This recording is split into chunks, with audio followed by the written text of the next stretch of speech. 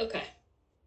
Well, I think because we have Doug and Doug ITS is resending the invite to Jay and Andrew. I think they were having some trouble getting on, so hopefully they can join us, but I want to go ahead and get started for those that are here, and hopefully everyone will join us as we go along. So I'm Anna Greider with the Metro Planning Department. I'm the planner that is reviewing the requested change to the East Nashville Community Plan for property at Trinity and Ellington.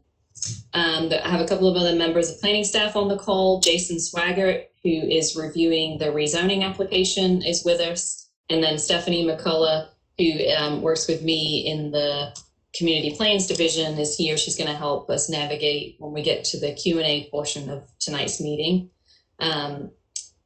If you know of anyone who you think might be interested in joining us for this meeting, please let them know now. If you're joining on your phone only and can't see the presentation, if you're able to get to a computer, and you can go to East Nashville study.nashville.gov, you'll be able to view the presentation, and it's also streaming on Metro Nashville Network's Facebook page. So planning staff I've already introduced from the applicant team. Doug Sloan will be presenting the proposal from the applicant team, and there are a few other representatives from that team that are available to answer questions. And then we also have Councilman Parker, whose district this property is within. Did you want to say anything at this point, Councilman? Just thank you all for being here and setting this meeting up. For anybody who's watching at home, just to explain where we're at in the process, this proposed development requires a community plan amendment in order for it to be approved by the Planning Commission. So that's the main subject that we're on today. I think maybe I should just let the planning staff explain exactly how that works and what this meeting's about. I'm sure they plan to do so, but yeah, thanks again, everybody, for being here. Thanks, Councilman. So just before we get into the meeting, a few logistics. As I mentioned, you can find the link to this on the East Nashville study.nashville.gov, and also can watch on Facebook Live. Everyone's audio is muted except for the presenter, just to cut down on feedback and background noise. We will have two ways for you to ask questions, and I will, on the next slide, explain the logistics of that. If you're listening in on the phone, unfortunately, you're in listen-only mode, and so we won't be able to interact with you. And in addition, the meeting is being recorded and will be posted tomorrow on Planning's YouTube channel if you would like to pass that along to anyone else that might be interested in this property. So two ways to ask questions. The first is one that you can do at any time during the meeting. At the bottom right-hand side of your screen, if you're on the computer, there's a Q&A panel. You can click on that and ask a question to all. And feel free to type in questions as you think of them. And when we get to the Q&A portion of the meeting, we'll go through those questions. If when we're at the Q&A time, you would rather be unmuted and verbally ask your question, there's a raise your hand tool, which is next to your name. You can click that, and that lets us know that you'd like to be unmuted. So tonight's agenda, I'm going to describe why we're holding this meeting, provide some background information generally on how we do community planning in Nashville, explain how policy and zoning differ, and then get into the requested change for this property and how it moves through the Planning Commission and then council process for the rezoning. And the applicant will present some more specifics for why they're asking for this request, and then we'll get into the Q&A time, and there'll be plenty of time for a Q&A. So please be thinking of your questions. We love that interaction. So tonight's purpose, this is a planning department initiated meeting in order to explain the requested change to the East Nashville Community Plan and to get community feedback on the desire and appropriateness of the change. The property is about 5.8 acres. And we're right at the intersection of Trinity and Ellington.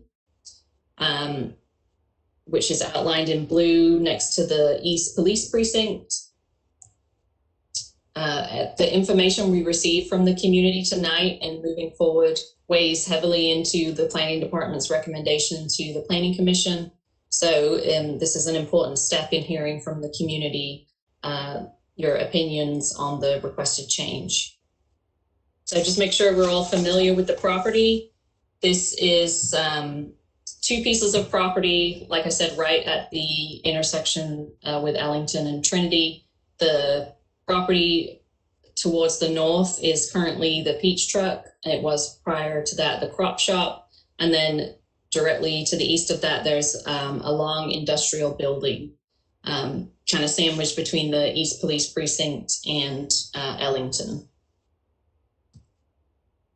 So a little bit of background just to make sure that we're set up and somewhat familiar with this community planning process. So in Nashville, in order to implement Nashville Next, which is our long-range comprehensive plan, we have divided the city and the county up into 14 community plan areas.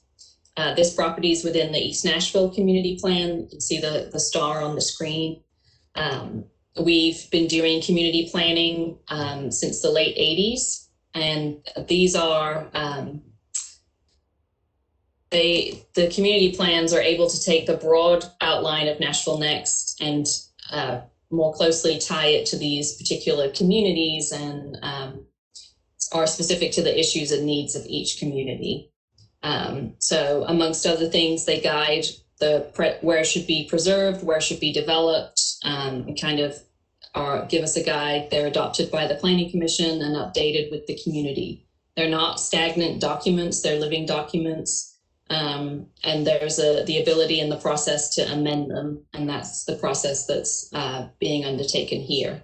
So in order to implement the vision in the community plan, we use land use policy, and that is outlined in what we call the Community Character Manual, which addresses the form and character of development. So every property in Nashville has a land use policy on it, and they're all defined within this manual.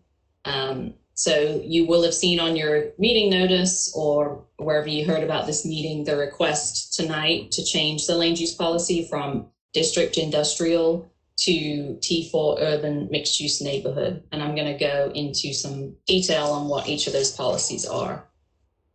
Before I do so, one more thing is the way that we break down the county is using a transect, and we go from T1 open space, which would be undeveloped space like Bells Bend or Beeman Park, all the way to T6, which is downtown, so the most developed part of our city.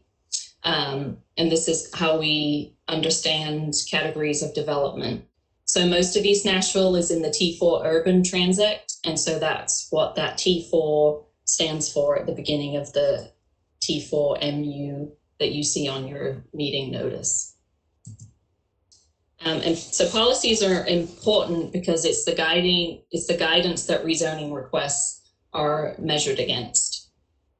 So if a rezoning request is supported by the existing policy, there's a much higher likelihood that that rezoning request will be supported by the Planning Commission and get a recommendation of approval. If the rezoning that's being requested is not supported by existing policy, Planning Commission is unlikely to recommend approval. So an applicant can also apply to change land use policy to a policy that supports the rezoning they're requesting. In this case, the applicant is requesting a mixed use zoning, which does not fit with the current industrial policy. So they're requesting to change the policy along with the rezoning. And there are significant differences between policy and zoning. Policy is the guidance that represents the vision for an area, and applying just the policy change alone does not change the zoning. Zoning is the law that guides, that is the regulations that control the physical development of the land, including land use, density, height, setbacks, parking. All of those regulations are under zoning. So the zoning is influenced by what's within the community plans, but the zoning is the law that guides what's allowed to be built. In this case, the policy is district industrial and the zoning is industrial restrictive. And the applicant would like MUGA, which is a mixed use zoning, and has therefore applied for a mixed use land use policy. So just to get you oriented to what's on the screen now, Ellington Parkway is going north to south through the middle of the screen, and Trinity Lane is going east to west through the middle of the screen. The properties we're talking about are outlined with this black and white dashed line. And the blue color that is on these properties is that district industrial policy. And so district industrial policy is typically applied to areas that are dominated by one or more industrial activities, which are usually manufacturing, distribution centers, storage, warehousing. This policy does not permit a mix of uses that's requested by the applicant. And these areas are typically, can see them around Nashville, kind of around Brick Church Pike, along Briley Parkway, in the Festus Lane area. So generally areas where there's a lot of manufacturing and warehouse distribution going on. So back to that map I was just on before. So the request is to change to T4 urban mixed use neighborhood. And if you can see on the screen, that policy is currently applied to parcels to the south of this property along Cherokee Avenue. So that's the policy that's being requested. Surrounding policies, there's much that are in this turquoise color for civic policy, because you have the police precinct, the East Convenience Center, and other civic uses. Surrounding neighborhoods that are off Trinity Lane, such as Highland Heights, have residential policy. And then across the street, we have District Employment Center, which is a policy that is kind of for heavy concentrations of jobs and employment, places of employment. And along Trinity Lane is kind of a mix of corridor policies that allow a mix of uses. So just within the context of surrounding land use policies, the mixed use neighborhood policy is currently applied to the south of this property. And that policy is for urban mixed use neighborhoods that have a mix of commercial, residential, and office uses. Some of the ones you might be most familiar of in Nashville that have this policy would be Wedgwood Houston and Germantown. The mix of uses might be within one building or across a range of buildings. But you kind of see that urban mixed use fabric within this land use policy.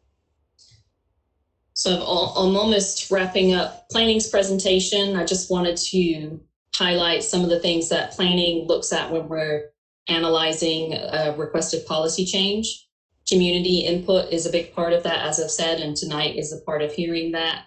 We also look at the guidance from Nashville Next, the guidance from the East Nashville Community Plan, from Walk and Bike, which is our sidewalk and pedestrian plan, Plan to Play, which is the Parks Master Plan, and then the Major and Collector Street Plan, which is our major roads and street plan for Nashville. We consider what access to the site looks like in terms of street connections, whether there's existing sidewalks and bikeways, what the transit facilities are in the area, and the capacity of the roadway. And then we look at the context, how close to downtown is it? What are the surrounding land use policies, the surrounding density of population, the visibility of the site, and how it fits into the fabric of the neighborhood or the corridor. In terms of this request, if it stays on the application track that it's currently on, the staff report with the recommendation from planning staff will be posted on Friday, December the 4th, and it would be going to Planning Commission on Thursday, December 10th. And then the rezoning would then go on to Metro Council, and there would be a public hearing for that on February 2nd. So I'm going to mute myself so that Doug can move into the presentation for what the applicant would like to do on the property. And Doug, just let me know when you want me to change slide. Okay, thank you, Anna. And I appreciate all the work that you and Stephanie and Jason have already put into this. And thank you, Councilman Parker, for helping us put this together and for being here with us tonight. We also have several people from the development group here tonight. In particular, I want to point out Jay Fulmer's here, and he's an engineer, civil engineer working on the project. And as we get into the Q&A portion, he maybe would be helpful for questions that we have from the community or the council member. Anna did a great job of presenting really what we're requesting. First, the policy change. Anna, could you go to, I guess it's slide 12 of your presentation first? And if we can go back to that. I think this really shows why we think this request is appropriate. Right now, the policy, that blue color that you see there, is district industrial.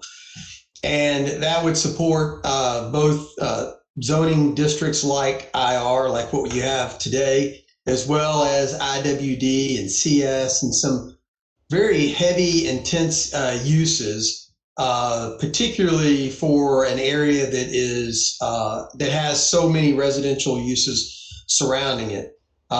This property, I believe, is the only industrial property on the south side of East Trinity Lane, except for the neighboring property that's owned by the Metropolitan government and houses the police station and some of their other services that they have that's adjacent to this. But for that reason, when we looked at it, we really felt like that this was a more appropriate use, a mixed use development, a opportunity for additional housing in the area, and a different housing type, quite frankly, than you see in the area. And I know that that's something that the planning department often supports, is to be able to bring a variety of housing choices to an area. The other thing that I would point out in this request is that if you look at its proximity to Ellington Parkway, that really does help limit the impact that a multifamily development would have from a traffic standpoint, rather than this being further out East Trinity Lane, either to the east or to the west, and then having to push that traffic through the neighborhoods to be able to get your way in and out of town. By being right next to the Ellington Parkway ramps, that really should minimize the negative impact that any negative traffic impact that we might have. As Anna also pointed out, what we're seeking is MUGA.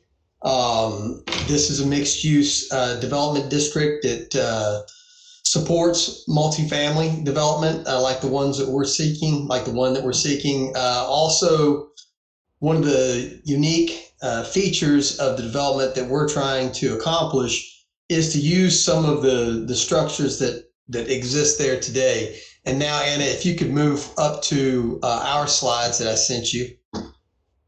This is the view as it stands today. There at the top left, I think many of you are probably familiar with that structure. It's an old gas station with a canopy that's been used now as, I think, recently a vegetable and fruit stand. And in the past, I want to say that they also offered some landscaping services there. The next one just below that is the Bow Trust building that sits just to the west of this. If you're, again, looking at the top left photo, this building, this trust building, sits just to the left. The bottom right image is looking alongside that Bow Trust building back towards East Trinity Lane. And then what you have above that are some of the more unsightly conditions that exist on the site. This is a former industrial site. It has had a lot of heavy industrial uses over the past. And it's our belief that that that's not an appropriate use at this location any longer, that this is a growing neighborhood, that this is a growing residential area, and that what we're offering to bring to the community really supports that. But we do see these two structures in the front as unique opportunities that will bring a unique frontage to this development. I know that we've all seen a lot of the same multifamily developments over and over again throughout Nashville. But what Wood Partners is seeking to do is to embrace some of those buildings that we have there on East Trinity Lane and incorporate them into the design. The other advantages, of course, by having development along this area is that we'll be able to improve the pedestrian area. If you could go down to the next slide, Anna. The way this is right now we're working with some fairly rough drawings of what we might want to do as far as if we do get the rezoning approved. But as you can see, we've left the front of the Bow Trust building there at East Trinity Lane, and then just behind the trees, you can see the gas station with the canopy remaining as well. And behind those are the multifamily developments that would include the residential units.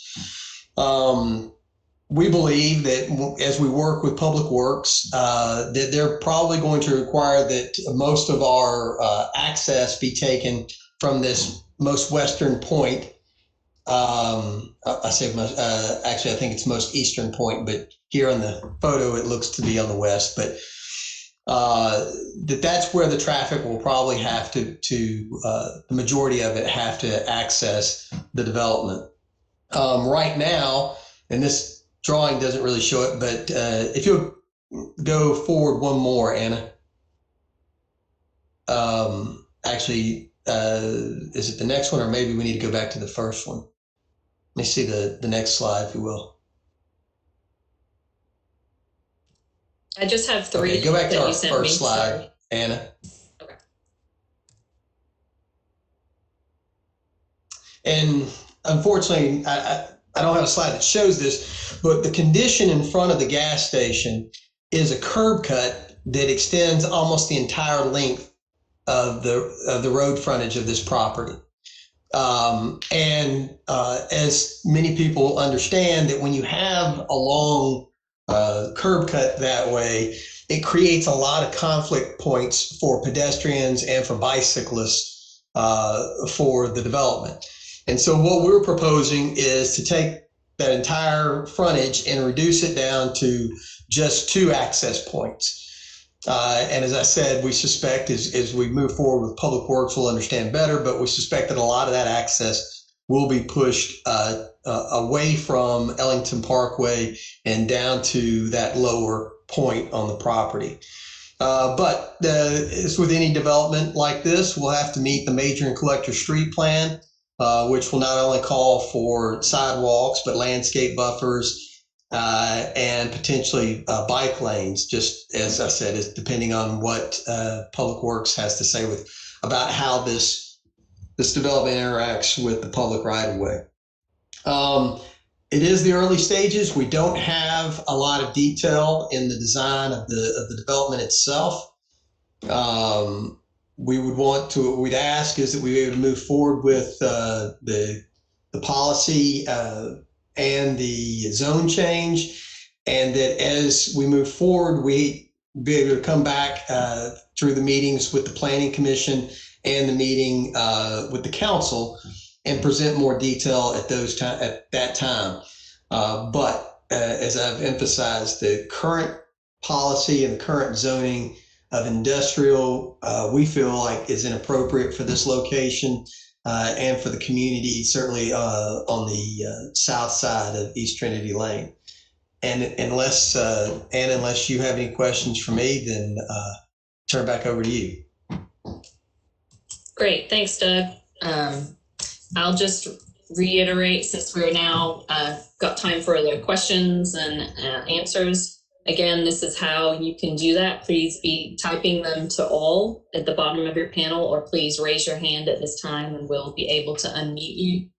Feel free to ask questions of planning staff and of the applicant team. What I'm interested in hearing tonight is regarding the land use policy change. So preference for whether you agree that going to mixed use neighborhood is a good idea at this location, and if you have questions about that. So we can certainly try to tackle any of your questions about this property, but we're definitely most, from my perspective, I'm most interested in the land use policy change and how you feel about that. Stephanie, do you think you can let me know if any questions have showed up? Yes, ma'am. We have, can you hear me? Yes. Okay, great. We have one question, and it is, has a traffic study already been performed for the site? If so, what recommendations were made? Okay, well, we haven't gotten to a traffic study yet. As I said, that we're still in the early stages, and I think the planning department can back me up on this. Right now, it's difficult to do a traffic study. If we pull numbers right now regarding traffic, they are not accurate to what is actually the traffic for the area, either in timing or in quantity. And so it is early on. We haven't done a traffic study yet. We certainly will have to do a traffic study. Again, we would hope that we would be able to discuss those in more detail at the future meetings, public meetings in the process. Great. Was there any other questions shown up or any hands raised, Stephanie?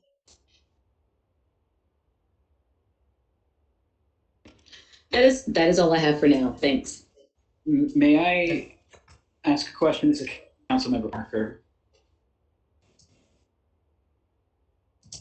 Please go ahead.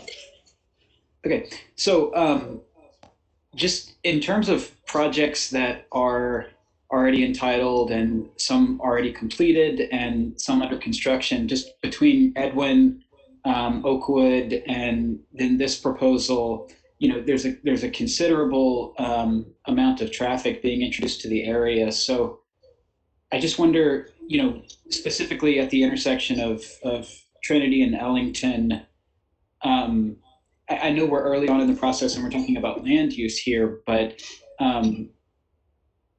just have y'all had any conversations with Public Works about what potential changes might need to happen at that intersection, signalization, other changes? Have you guys gotten to that point of the conversation yet, Mr. Sloan?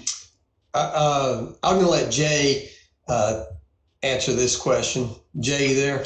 I am, and good question, Councilman Parker. Thanks for being here. And right now we have not, until we have a traffic study done and a more defined site plan. Public Works doesn't really want to weigh in on it at this time.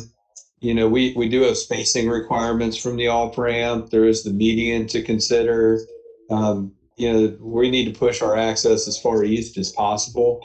But really, we need to get a little further down the road and know that that the policy change has an opportunity to go through before engaging the traffic engineer. You know, for many reasons, but the short answer is no. We have not gotten any feedback from Public Works at this time, but we know it's going to drive our site plan, and it'll drive any development that goes on this site. Just because it is a tricky interchange with existing conditions that constrain it. Thank you. Yeah, I mean, just speaking to the land use portion, you know, I think this is potentially a good site for some more intense uses and to bring some additional residential there. Again, I know that Public Works will be looking closely at it through the process if this moves forward.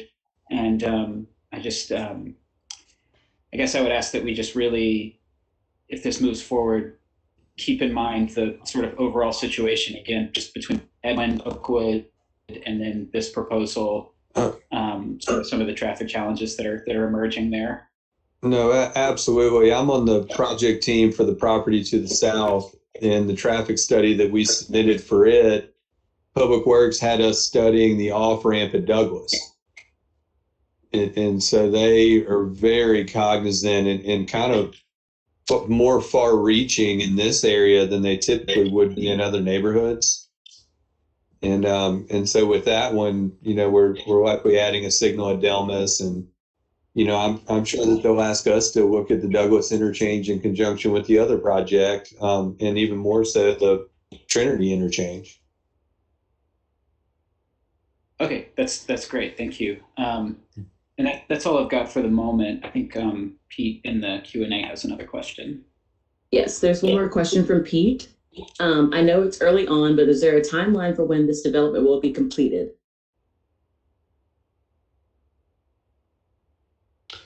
I'm going to speculate a little bit on behalf of Andrew Steffens with Wood Partners.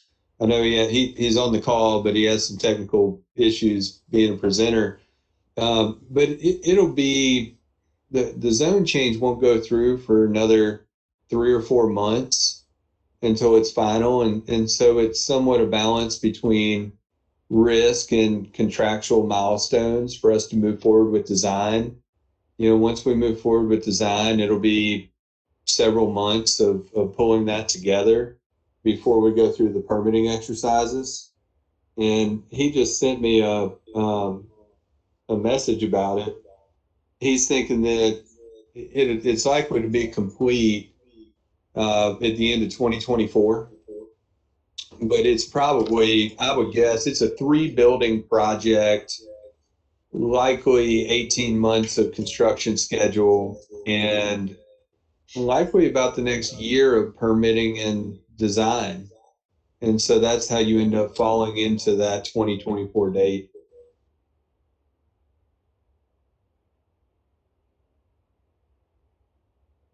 Thanks, Jay. I think that on the traffic study question, there was a question about timeline. I'm not sure if anyone can speak to when would the traffic study come in the process, just flesh that out a little bit more. As soon as possible, because that, until we understand all the constraints that are presented in the traffic study, our site plan is at risk. But it really all depends on whether or not metro schools are back after Thanksgiving and or after Christmas. Right now, all the counts are so skewed that you really have to use historical data and make projections or make estimates or tweak them. And it's really hard to get good data to base it off of. And so you always want to err on the high side, but it's more of a guess. So that's really the biggest challenge in the timing of it.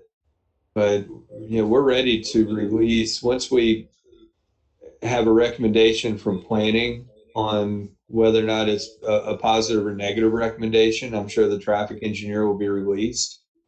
And then their study would typically take about 6 weeks, but it all depends on when they can get that data to actually do their analysis. Okay, thanks, Jay. Appreciate that. Stephanie, is there anything else in the Q&A? No, ma'am. Okay. May Sorry, I? this is yeah. Go One more ahead. question. Yeah. Applicant team.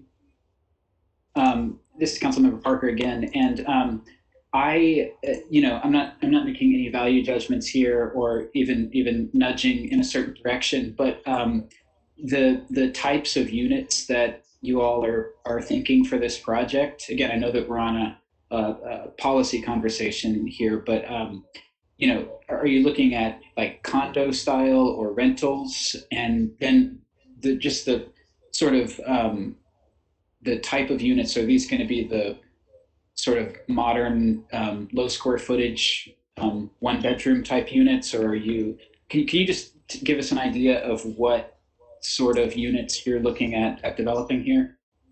I'm going to let Andrew take a second to send me a message, but the typical developments are leaning towards more 1-bedroom units just because people do like the independent living. We typically see about an 80-20 mix on that. Well, here we go. They will all be for rent units. It'll be about an 80-20 mix. And the smaller efficiencies, which will likely be a lower number of them, would be around 600 square feet. And then the larger 2 bedrooms would get to 1,200 square feet. Excellent. Very good. Thank you.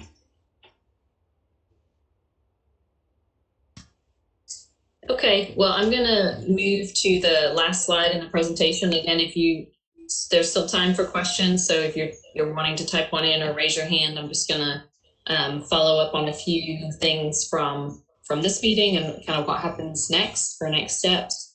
So as I mentioned, the recording of this will be up on the Planning's YouTube channel, hopefully tomorrow. So if you have neighborhood association, other community members that missed the meeting and you think might be interested, that full recording will be available tomorrow.